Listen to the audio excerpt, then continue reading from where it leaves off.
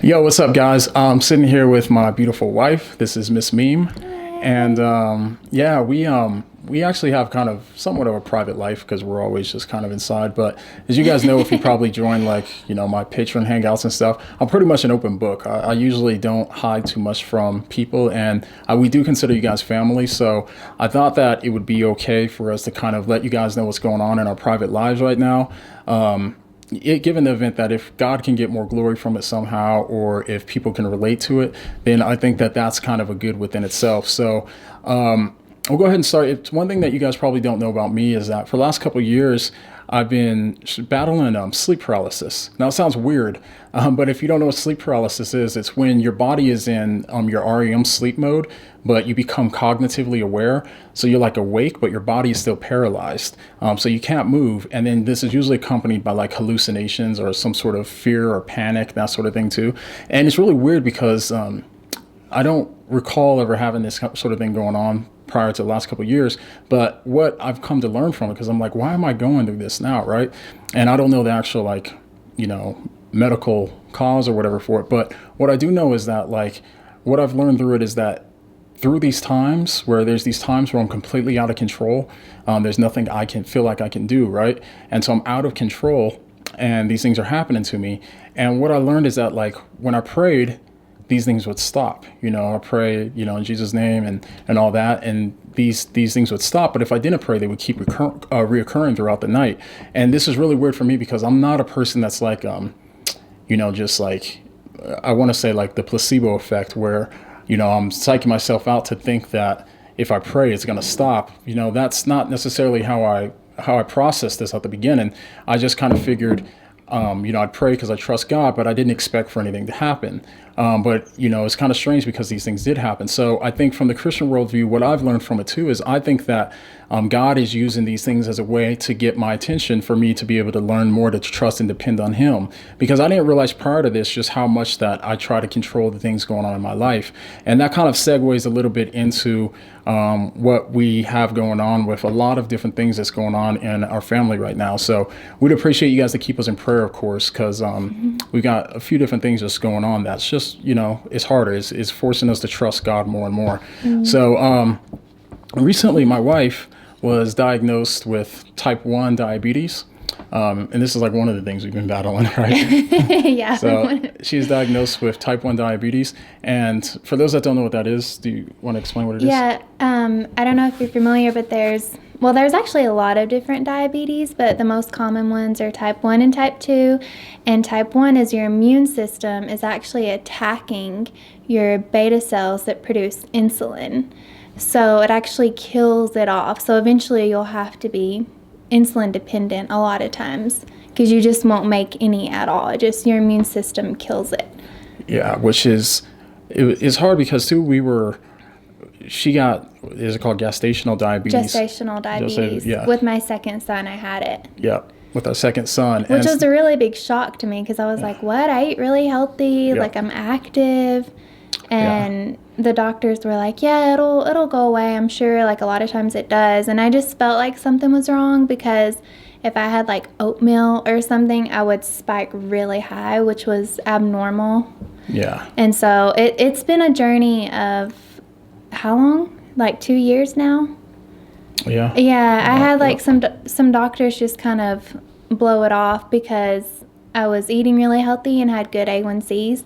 So they're like, oh, yeah, you're good. You don't have to worry. And I'm like, yeah, but if I eat anything besides like a meat and veggie, I spike really high. And they were like, huh, interesting.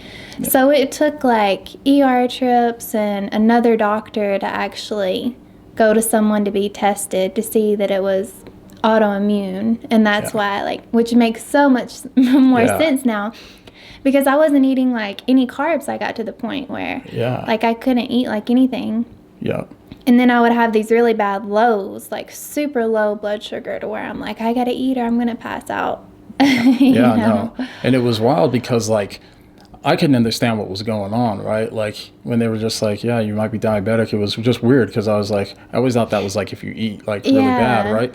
But we don't Because it eat that didn't run in bad. my family or anything. And Yeah, my yeah, family's from the South and they yeah, yeah, eat like really bad, a lot of them. yeah. And they don't have diabetes. Yeah, so it was wild because it was like it was really weird. It didn't make a lot of sense to me too, and I was just like, oh, this is something else, some sort of fluke. But anyway, so dealing with that, it was so we're at a weird kind of transition point. As you guys know too, you probably know I'm transitioning into full time, and so with it, this is what's even crazier with my job.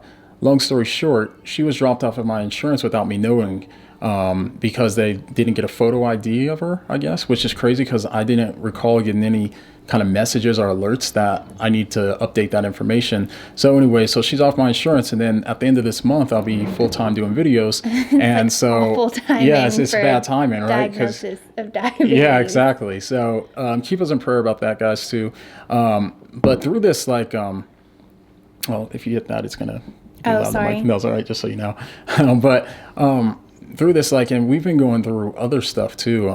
It's hard too because, like, she's always kind of dealt with a lot of anxiety and stuff too, and I that's been wouldn't harder. say that. Well, it's like Really. that, yeah. Well, and because of that, like, or because of that stuff, would you say that like it gives you anxiety sometimes when you think about what could go wrong or Yeah, I do that. yeah, I feel like when I get like OCD, which I struggle with, I get anxiety with that. Otherwise, I just really don't. But I do think of like worst case scenarios. Like yeah, I try to prepare for like all danger. yeah, yeah. Like, But some people are really wired that way too, and that's what I realized too is like all of us naturally our default mode is to trust in something other than Christ, and this is how we all do. I don't care what level of you've got to, I think we're all going to wrestle with these things as long as we're in these bodies, and because whether it's helping others or being successful or being super moral, we're trusting in all these things to give us this sense of value and security and stuff like that, apart from Jesus. And this isn't to say that there's not this battle in between them. Of course there is, you know what I mean, for us Christians, but we all struggle with something on these levels. And so when it comes to like, these things, it's hard sometimes when we're in these kind of slumps and modes, and we're human just like everybody else that's watching this video. Like, it's funny to me, the perception people have sometimes is like when you're in leadership, they think you're like superhuman, but we're not. We have struggles just like everybody else. Because it does appear that way sometimes. Like does, even huh? some people like that I watch, I'm like I bet their sins are just like really, really small. Small, yeah. Like, oh, just something super small. Yeah. Like not really a big deal. Yeah, they like got upset. They're like, oh, Inside. I got inside mad at, this road rager and that was bad or something. Yeah. We all think that. I mean, and that's the whole thing is like we all think that, it's like when people tell me that like they don't sin, which just goes against, 1 John 1:10 or a number of passages. But I just think how highly they have to see themselves, or they're really not People introspective. say that? Like, have you heard Yeah. anybody say Yeah, that? I've had Really? people, in my comments What? say they don't sin. They say the purpose wow. is not to sin. That's just them confusing scriptures of sanctification. But anyways, I mean, that's the whole thing. We all are going to wrestle with stuff, and our default mode is not going to be to trust in Christ. And sometimes, and we all say that we do, but I think when you get pushed on these levels that we might not even be aware of, then we start realizing different situations bring out these things of where we're not trusting Christ. Like I said earlier about the sleep paralysis, I didn't realize how much dependency on myself I kind of had to kind of keep everything together. You know what I mean? Like trusting in my, I can protect my family, myself, and, protect my mind, myself, and all these things, But in reality, some of these things are outside of our control. And it's in these times that we have to really trust God and really put our money where our mouth is when it comes to what we actually really believe, and it's hard. It's a battle, and it's something that we're always going to be fighting with as long as we're in these bodies. Yeah. Well, it's funny because like I put a lot of this sounds bad, but like I put a lot of hope into health foods and like if there's a sickness going around, I would Google, immune system stuff, or just I was always going to Google and like, oh, Yeah, don't eat WebMD. this. WebMD, just don't even go there. I didn't go there. Don't go there. I didn't go there. But I was always looking to Google for like ways to protect us from things. Yeah. And, like organic spinach or goat milk or apple cider vinegar, whatever it was, like I went to these things first. And so it's just interesting that I have an autoimmune disease now because I'm like, I'm not going to say you should eat healthy. You should. Yeah. But for me, I feel like it didn't have to do with No, that. it was an idol for me. Yeah. Because I went to that first before I went to God. Yeah. I'm like, okay, I'll pray later, but let me just Google this real quick. Yeah. Or let me do whatever. Like when I had gestational diabetes, I'm like, okay, I'm going to definitely get rid of this. Yeah. And so it's just interesting. It's like, it literally does not matter what I eat. Like I have an autoimmune disease and it didn't matter. Yeah. And now, like, it doesn't matter what I eat. Like, if I eat minimal carbs now, like, I still need insulin. Yeah. I think what we can learn from this, though, is that, like, throughout all this, we have to continually remind ourselves that God is in control. And if you guys can hear our kids in the background, see, God, please help them be quiet. No, I'm just kidding. But that's the whole thing is, like, God is in control, and there's things outside of our control. And these things are, when we are confronted with these things in life, we can either get better or get worse. We can't stay the same. We can either continue to take the path of least resistance and get worse, or we can try to fight against it and work harder at shaping our future, or shaping our decisions, so that way it's easier to make good decisions in the future instead of the habits that we're used to making.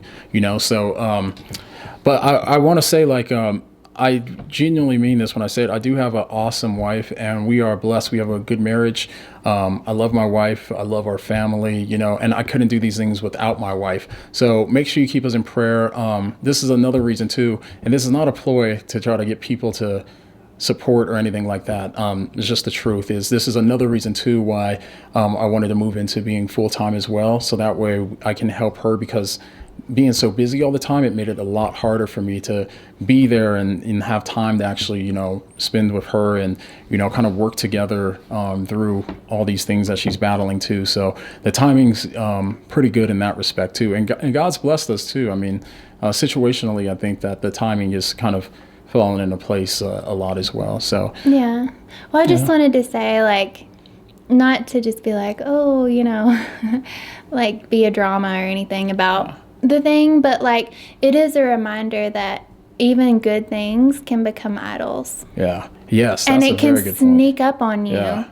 You don't even realize. Yes. Because all those idols that we make are from things that are good within themselves. Like I said earlier, like helping other people, or finishing tasks, being successful, or taking care of others. Like there's a million different things, even like peace or morality. All of these things can end up being an idol that we put in place of God, rather than us going to God and using these things for his glory. It's so easy for us to self-justify these things to ourselves. And I think that's a very important point, is because I think that, it's very easy to make a good thing become what Tim Keller says, an ultimate thing, and I think that that's how these idols are created without us even knowing it, because we put our religious and Christian language on it in order to justify to ourselves that we need to keep doing these things, So we're going to wrap up, because it sounds like our kids are getting wild in the background. So anything that you wanted to say before we went? Anything else? Well, I was going to say something, but I forgot. Because I was like, he's ending now. There's something I didn't say. Yeah. You can't think of what it is? No. I'm sorry. I don't remember.